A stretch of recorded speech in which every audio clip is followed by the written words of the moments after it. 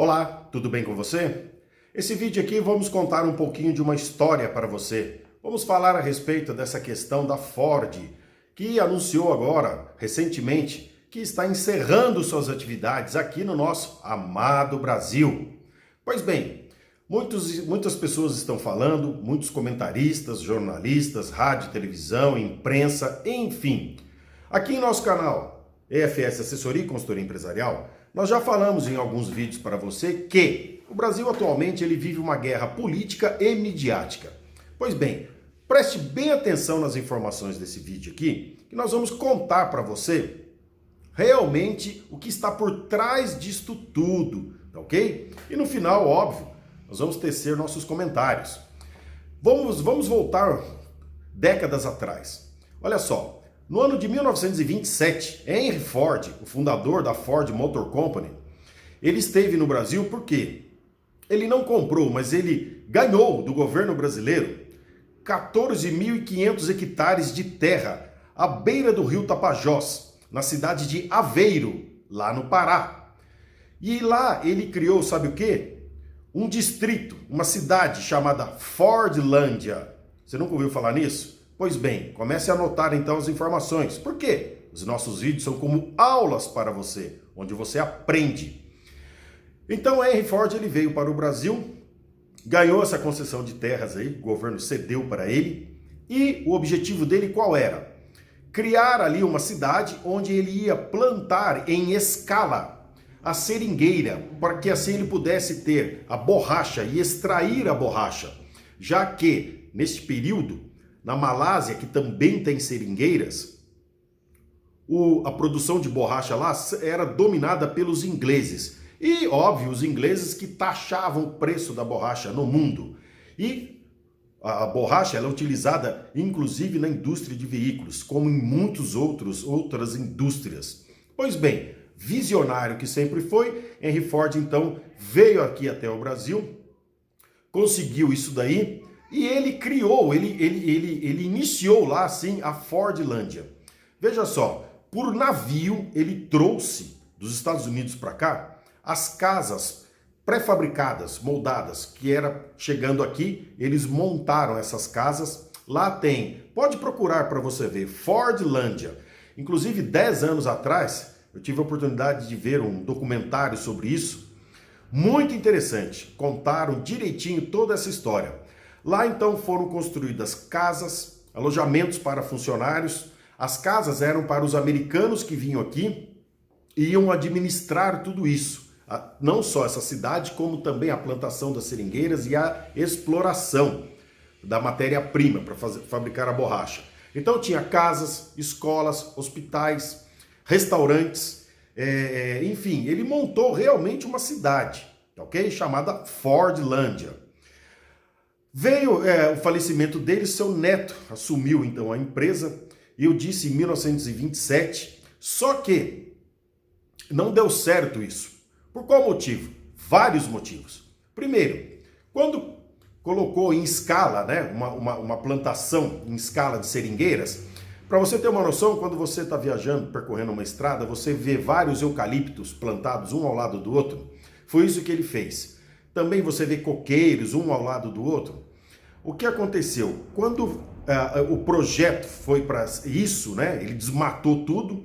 Um detalhe, ele além de ganhar essas terras e para poder construir lá a sua Fordlândia, ele teve uma imunidade tributária, ele não pagava impostos, tá? Principalmente de exportação, e tudo que ele explorasse ali, sementes, a madeira que ele vendesse, se ele encontrasse petróleo ou qualquer outro minério, seria dele e ele não pagaria.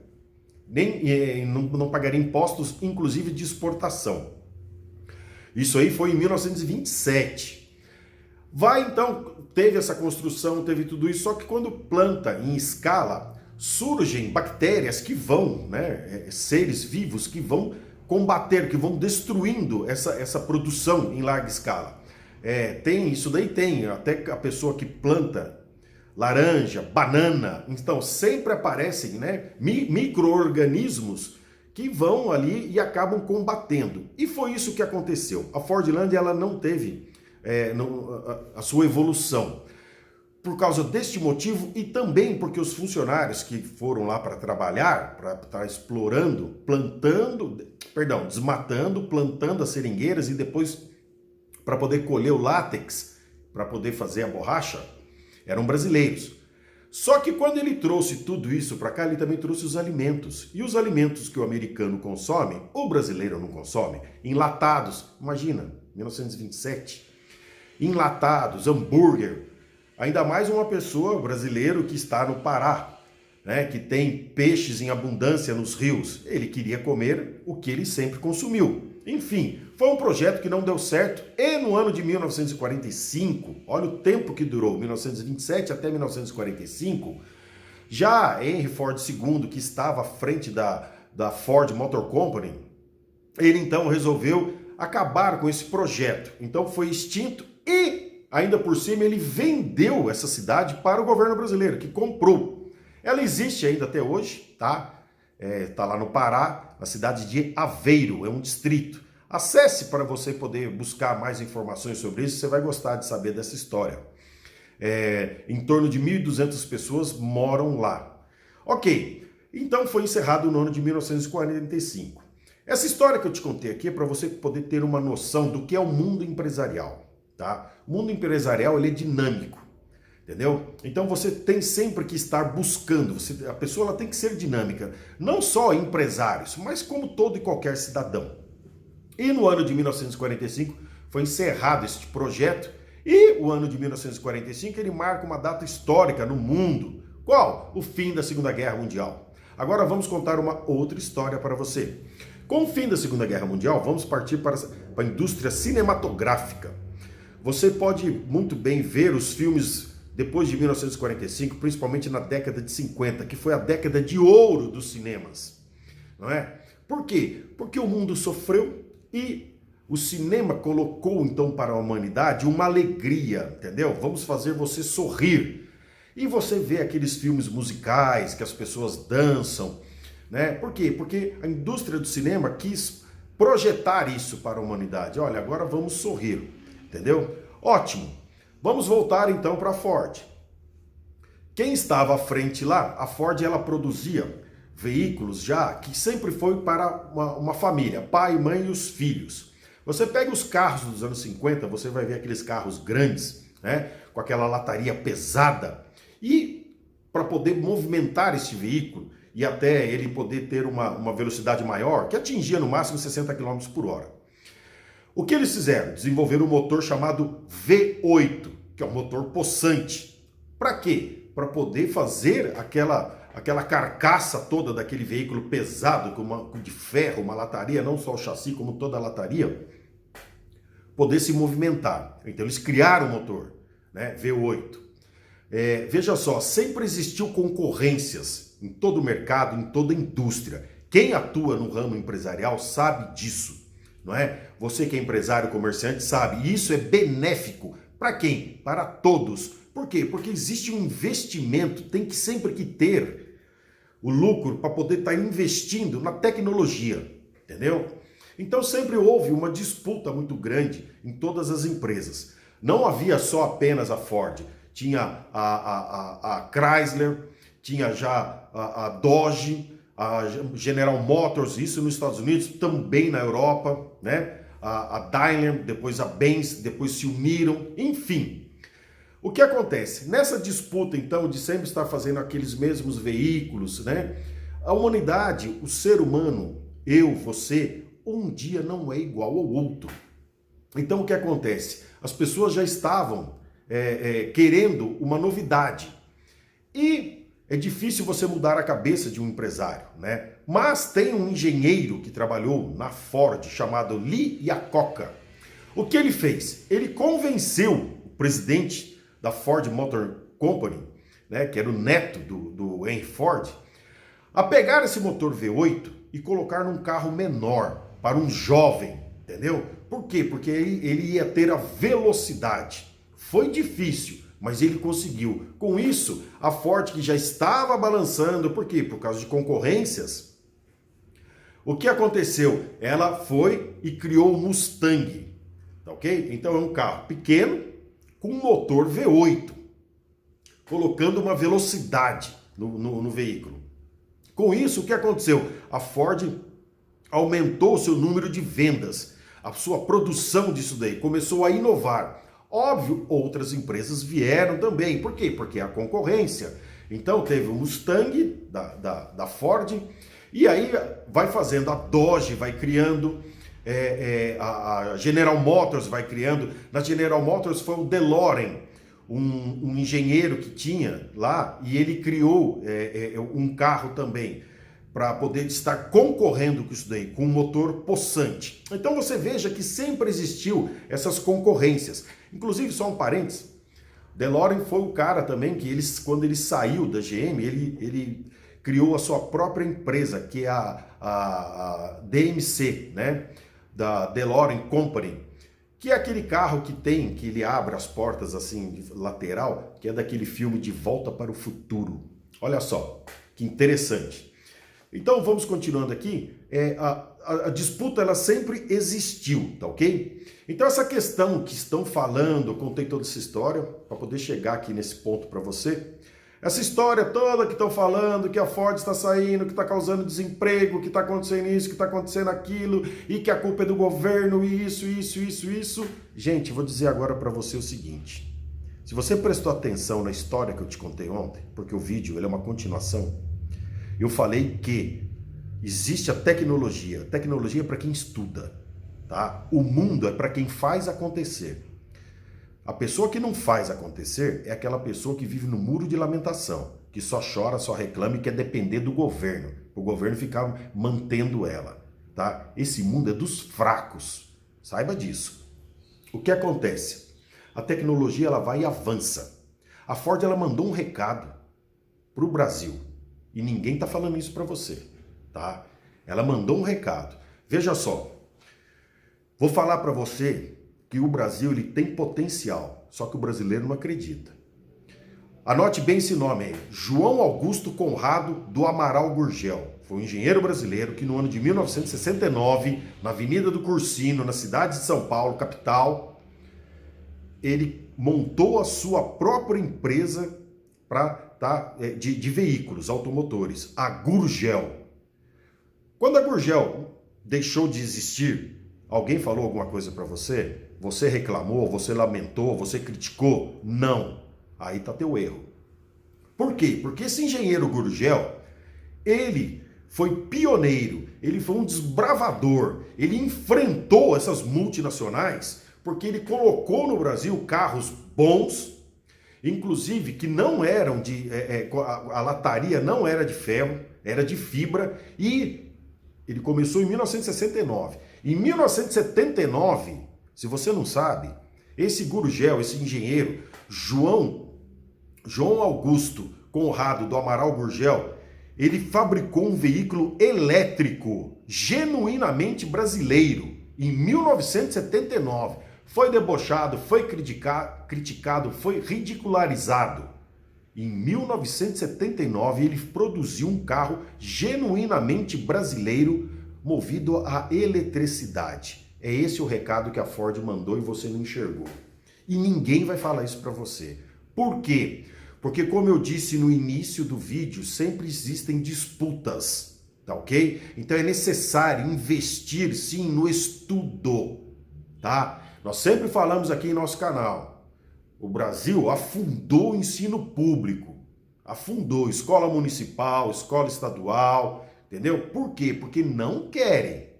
E aí ficam falando bobagens. Então a Ford, o recado que a Ford mandou é simples. Gente, eu não avancei na tecnologia do carro elétrico.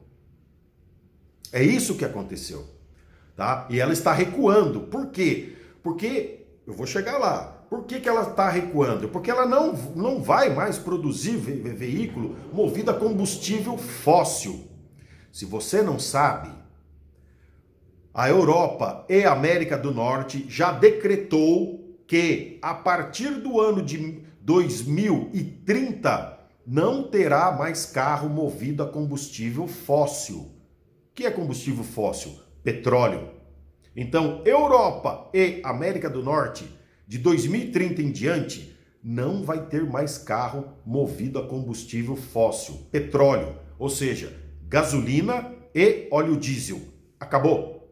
Ninguém falou isso para você, tá bom? Então a Ford ela não avançou nessa tecnologia. Infelizmente, Lee Iacocca faleceu. Ele faleceu porque ele era empreendedor, ele era visionário. Ele levantou a Ford por várias vezes. Aí quando a Ford achou que não precisava mais dele, anote o nome, Lee Iacocca. Quando a Ford chegou e achou que não precisava mais dele, a Ford demitiu ele. Sabe para onde ele foi? Para Chrysler. Lá ele criou a SUV, aquelas vans, entendeu? Que levantou a Chrysler. É sempre assim, tá? A humanidade sempre está inovando. Por isso que você tem que se dedicar ao estudo. Nós sempre falamos aqui, rico é quem tem conhecimento, tá? E todo ser humano é rico, tá bom? É só querer buscar. Então, veja só, a Ford ela mandou o recado, entendeu? Eu não avancei nessa tecnologia, tá? E a Ford ela não saiu do Brasil, entendeu? Ela deixou de fabricar os veículos. Por quê? Porque 2030 tá batendo na nossa porta. 2030 tá perto. Então ela recuou para poder investir na tecnologia que o Brasil teve em 1979, com o Gurgel, carro movido a energia elétrica. Agora o mundo inteiro está buscando isso e já está decretado. Se você já esteve na Europa, você já observou o número enorme de torres de energia eólica que ficam girando em todos os países da Europa. Como uma seringueira que ele queria plantar em Fordlândia, uma do lado da outra. Veja só, se você não esteve na Europa, não tem problema. Acesse a internet e procure ver. Você vai ver todos os países da Europa estão com essas torres de energia eólica. Por quê? Porque acabou. Eles não têm mais o interesse de carro movido a gasolina nem a óleo diesel. E você sabe onde são fabricadas essas torres de energia eólica que estão na Europa inteira? Numa empresa brasileira, na cidade de Sorocaba, interior de São Paulo. Veja! Então, quando ficam colocando culpa em governo, culpa em empresário, culpa em sindicato, eles estão escondendo isso de você. O Brasil possui 8.500 quilômetros de costa marítima, onde venta dia e noite. Coloque uma fileira de torres de energia eólica girando, que é fabricado no Brasil, tecnologia brasileira. Nós vamos ter energia elétrica sem poluir. Veja só, isso daí no litoral, que é onde está o maior número de habitantes do Brasil. Entrando para o interior do Brasil, nós temos a Serra da Mantiqueira, a Serra do Mar, que lá em cima venta, né? Nós temos quantos lugares que não existe a possibilidade de estar colocando essas torres de energia eólica. Por quê? Porque o Brasil está ficando para trás. Esse é o recado que a Ford mandou. Esse é o recado que a Ford mandou. Quando você não acorda, você perde. Você quer ver um exemplo que eu vou te dar? Vamos voltar mais ainda no tempo. 1800, o Brasil produziu o quê? Café. Rendeu 6 bilhões de libras esterlinas para o Brasil. O café. 1800, os fazendeiros ricos, né? Ótimo, que bom. Foi dali, com esse dinheiro, que eles colocaram a indústria no Brasil. Muito bom isso. Vamos lá. Só que aí vamos pular para 1900. O que aconteceu? Outros países começaram a produzir café e ter um café melhor do que o nosso. O Brasil começou a ter concorrente. O que aconteceu? Começou a afundar. Vários fazendeiros faliram. E outros que quiseram o quê? Principalmente em 1920, 1930, eles exigiram que o governo federal comprasse o café deles pelo preço que eles quisessem, tá? Porque para eles venderem no mercado estrangeiro, internacional, eles não tinham mais preço, o preço estava baixo, eles iam perder dinheiro. E o governo brasileiro fez isso. Ele comprou, estocou e ele não conseguia vender. O que aconteceu? Apodreceu o café e perdeu. É o que vai acontecer. Ou o brasileiro acorda, enxerga e para de ser o bobo da corte, né? E começa então a pensar isso e exigir. Energia eólica não polui. Aí ficam falando, vou cutucar aqui todo mundo. Me desculpa, tá? Se você quer ser um consultor empresarial, você tem que estudar muito. Você tem que saber o que está acontecendo no mundo, entendeu? E não na rua da sua casa. Essa é a diferença. Falam muito, né, da Petrobras no Brasil, porque a Petrobras é nossa, não pode privatizar. Posso te falar uma coisa? 2030 tá batendo na tua porta. 2030, América do Norte não quer mais carro movido a gasolina, nem a Europa, nem a diesel. Entendeu? Eles estão comprando as torres aqui do Brasil, fabricadas aqui no Brasil, para produzir energia eólica. E o Brasil não.